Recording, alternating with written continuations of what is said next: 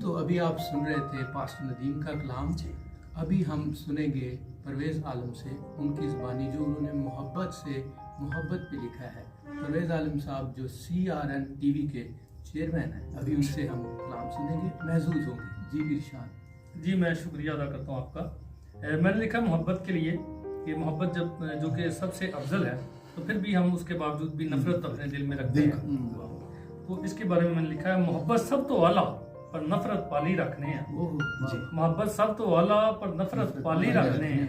मिलदी बरकत रब दे कोलों ਉਹਨੂੰ ਕਿਉਂ ਨਹੀਂ ਤੱਕਨੇ ਆ। ਮੁਹੱਬਤ ਸਭ ਤੋਂ ਆਲਾ ਪਰ ਨਫ਼ਰਤ ਪਾਲੀ ਰੱਖਨੇ ਆ। ਤੇਰਾ ਕੁਝ ਨਹੀਂ ਇੱਥੇ ਬੰਦਿਆ, ਸਭ ਕੁਝ ਇੱਥੇ ਰੱਬ ਦਾ। ਤੇਰਾ ਕੁਝ ਨਹੀਂ ਇੱਥੇ ਬੰਦਿਆ, ਸਭ ਕੁਝ ਇੱਥੇ ਰੱਬ ਦਾ। ਟੇਕੀ ਮੱਥਾ ਰੱਬ ਦੇ ਅੱਗੇ, ਉਥੋਂ ਸਭ ਕੁਝ ਲੱਭਦਾ। ਹਸਦ ਵਾਲੀਆਂ ਬੇੜੀਆਂ ਪਾ ਕੇ ਬਰਕਤਾਂ ਸਭੇ ਡੱਕਣਾ ਹੈ। ਮੁਹੱਬਤ ਸਭ ਤੋਂ ਆਲਾ ਪਰ ਨਫ਼ਰਤ ਪਾਲੀ ਰੱਖਣਾ ਹੈ।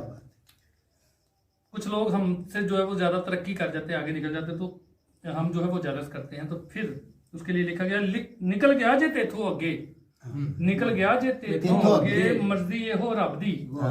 निकल गया जे तेथों अगे मर्जी एहो रब दी। कर लै तू भी थोड़ी मेहनत, ये गल रब नूं फबदी।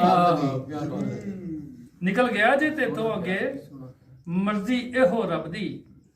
कर लै तू भी थोड़ी मेहनत, ये गल रब नूं फबदी।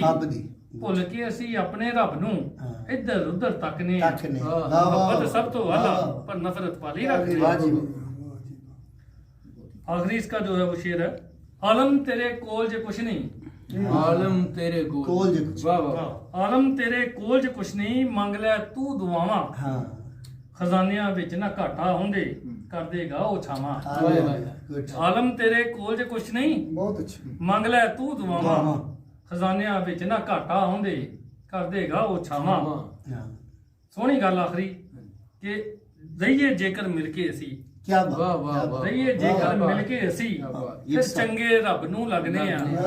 मुहब्बत सब तो आला नफरत वाली। जबरदस्त। Thank you.